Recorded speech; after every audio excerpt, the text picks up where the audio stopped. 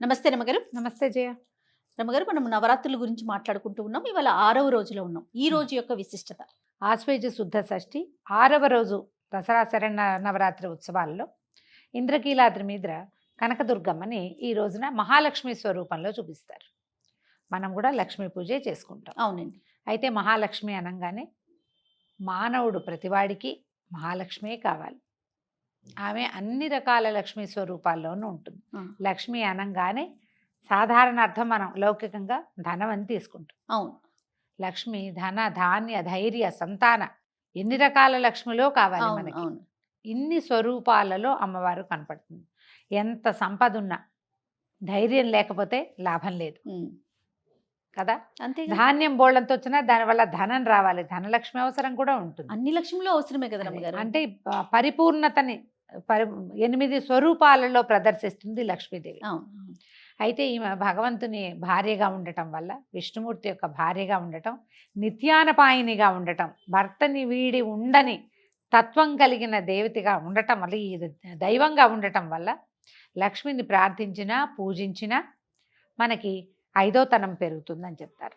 ఐశ్వర్యానికి లక్ష్మీదేవి, సాహసము ధైర్యము సాహసోపేతమైన నిర్ణయాలు తీసుకోవటానికి, సాహసోపేతమైన పనులు చేయడానికి లక్ష్మీదేవి.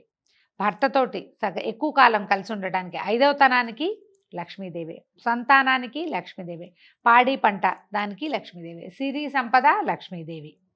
అన్నిటికీ మహాలక్ష్మిని కొలవటమే అల్టిమేట్ గోల్గా కనపడుతుంది మనకి. అది. అయితే ఈ లక్ష్మీ స్వరూపంగా వెలిసిన ఆవిడ విష్ణువుతో కలిసి వైష్ణవి శక్తిగా మనకి దర్శనమిస్తుంది.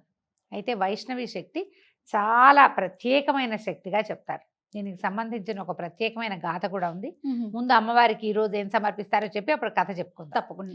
లేదా గులాబీ రంగు, పింక్ కలర్స్, ఏ రకమైన పింక్స్ అయినా సరే, ముదురుగా కళ్ళకు కొట్టే రంగు కాకుండా కొంచెం లేత కలర్, లేత రంగులో ఏ వస్త్రాన్నైనా మనం అమ్మవారికి సమర్పించవచ్చు.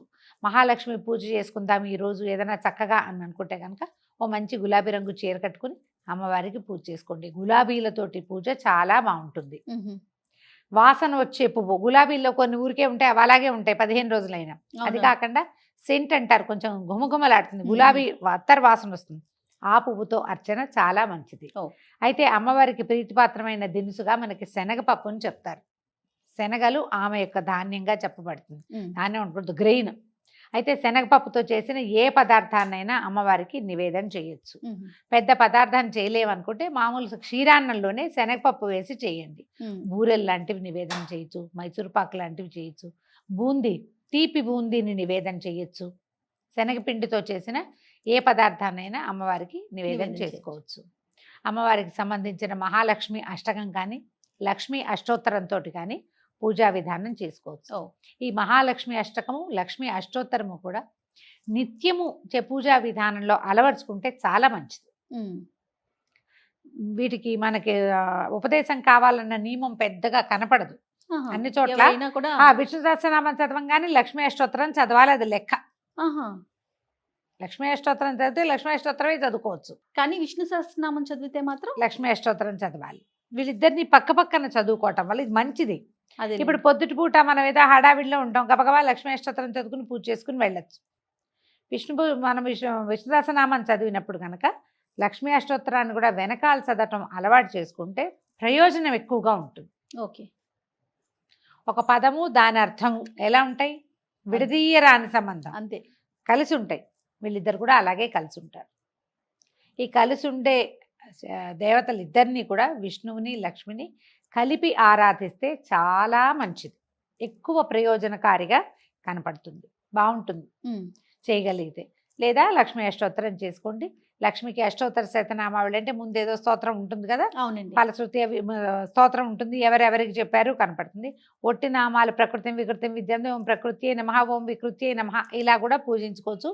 కుంకుమార్చన చాలా విశేషంగా లక్ష్మీదేవికి ప్రీతిపాత్రం. పువ్వులతోటి చేసుకోండి.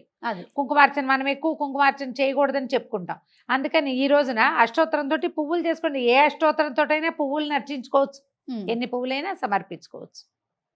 ప్రత్యేకంగా చేమంతి పువ్వులు కూడా ఈమెకు ప్రీతిపాత్రం అని చెప్తారు. ఇప్పుడు దొరుకుతాయి కదా ఈ సీజన్లో, బాగా చక్కటి చేమంతుల్ని అమ్మవారికి అర్పించి బాగా విశేషంగా అలంకరించి కనుక పూజా విధానం జరుపుకుంటే అద్భుతమైన ఫలితం లభిస్తుంది. కథ గురించి మాట్లాడు చెప్తాం.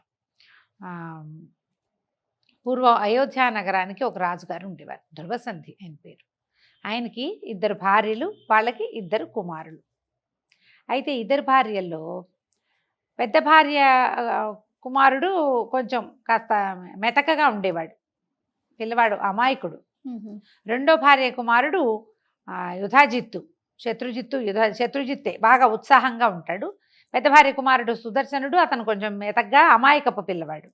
ఎవరికి రాజ్యం ఇవ్వాలి అన్న ఆలోచన మామూలుగా మాటల్లో వచ్చినప్పుడు కూడా ఏమనేవాళ్ళు, రెండో భార్య కుమారుడు యాక్టివ్, సుదర్శనుడు నిదానస్తుడు, అతనికి ఇవ్వకూడదు అనుకునేవాళ్ళు. అయితే ఇలా రోజులు గడుస్తూ ఉండగా ఒకసారి ఈయన ఏదో అనారోగ్యంతో, వేటకెళ్ళినప్పుడు అనారోగ్యంతో ఈయన మరణించాడు రాజుగారు. మరణించేసరికల్లా ఇప్పుడు రాజకుమారుల్లో ఎవరికి రాజ్యం ఇవ్వాలి, వీళ్ళు ఏదో యుద్ధం చేసుకున్నారు. అయితే ఆ పెద్దరాణి గారి తండ్రి, చిన్నరాణి గారి తండ్రి ఇద్దరు దిగారు రంగంలోకి. రంగంలోకి దిగితే ఇక వాళ్ళ యుద్ధంలో పెద్దరాణి గారి తండ్రి మరణించాడు. తండ్రి సహాయం లేకపోయేసరికల్లా ఈ పెద్దరాణి గారైన మనోరమాదేవి ఆవిడ ఏం చేసిందంటే పిల్లవాడిని తీసుకుని పారిపోయింది. నేను బాగా వివరం చెప్పట్లా, చకచక చెప్తున్నా కదా. ఆమె ఏం చేసింది, ఎప్పుడైతే తండ్రి మరణించాడని యుద్ధరంగం నుంచి వార్త రాగానే ఇక నా పని దాస్యమే, నా పిల్లవాడికి సరైన వైద్యాభ్యాసం కూడా లభిస్తుందో లభించదో, బతుకుంటే బలసాకు తినచ్చు, అమాయకుడైన పిల్లాడు. పుట్టింటికి వెళ్ళిపోయిందా? పుట్టింటికి కాదు, ఎక్కడికో. పుట్టింటికే ఉంది, తండ్రి చనిపోయాడు, ఇంకెక్కడికి వెళ్తుంది పుట్టింటికి? పుట్టిల్లు లేదు, ఇక అవకాశం లేదు. అయితే ఈవిడ ఏం చేసిందంటే ఒక దాది, తర్వాత అంటే పిల్లవాడికి సహాయం చేయడానికి ఒక దాదిని, తర్వాత విదల్లుడనే ఒక మంత్రి, అతనితో కలిసి పారిపోయింది. విదల్లుడే ఈ వార్త తెచ్చాడు, మీ నాన్నగారు చనిపోయారమ్మా అని. పారిపోయిందామె. పారిపోయి ఇక రథంతో అలా వెళ్ళి కాశీనగర సమీపంలో భరద్వాజాశ్రమానికి చేరిపోయింది. అయితే ఈ విదల్లుడు అనే ఈయన కొంచెం తృతీయ ప్రకృతి, కొంచెం నాజూకుగా అలా ఉండేవాడు.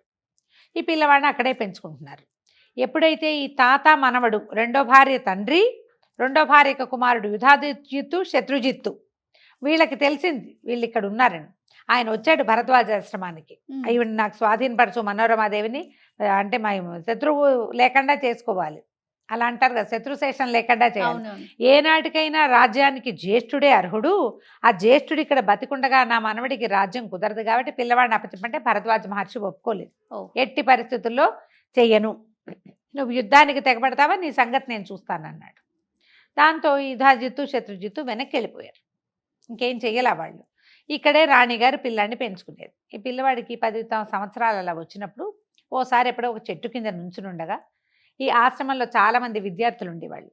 వాళ్ళల్లో కొంతమంది ఈ విదల్లుండి చూసి క్లీబా అనేవాళ్ళు. క్లీబా అంటే తృతీయ ప్రకృతి, సంస్కృతంలో చాలా పదాలు ఉంటాయి, తృతీయ ప్రకృతి అని చెప్తున్నాను కదా. ఈ క్లీబా అయితే వాళ్ళు క్లీబ్ అని ఎక్కిరివింతగా అనమాట. ఉట్టిగా క్లీబా అంటే నన్నే అన్నావు అంటారు, కానీ క్లీం బీజాక్షరం కదా రమ్మగారు. అవును, అది వినపడింది.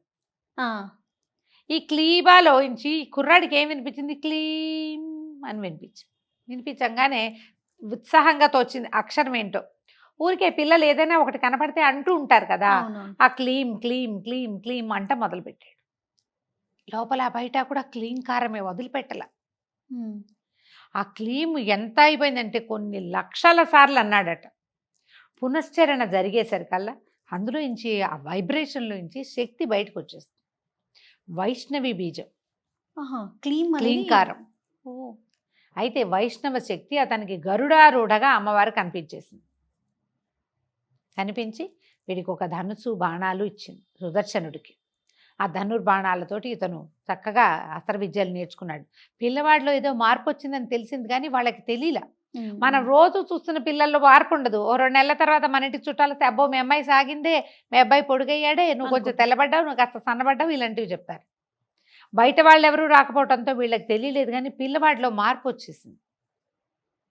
ఏదైనా సరే విద్య వల్ల ఎలాంటిది లోపల విద్వత్తు ఏదైనా ఏర్పడింది అనుకో, ముఖంలో ప్రకాశం వస్తుంది ఆటోమేటిక్గా. అయితే ఏమైంది, కాశీ రాజ్యానికి ఓ రాజుగారు ఉన్నారు, ఆయనకు ఒక కూతురు ఉంది. ఆ అమ్మాయి పేరు శశికళ. శశికళ సుదర్శనుల కథ ఇది. ఈ శశికళకి ఒకనాడు కలలో అమ్మవారిని ప్రార్థిస్తే అమ్మవారు ఈ నీకు కాబోయే భర్త వీడేనని ఈ సుదర్శనుడిని చూపించింది.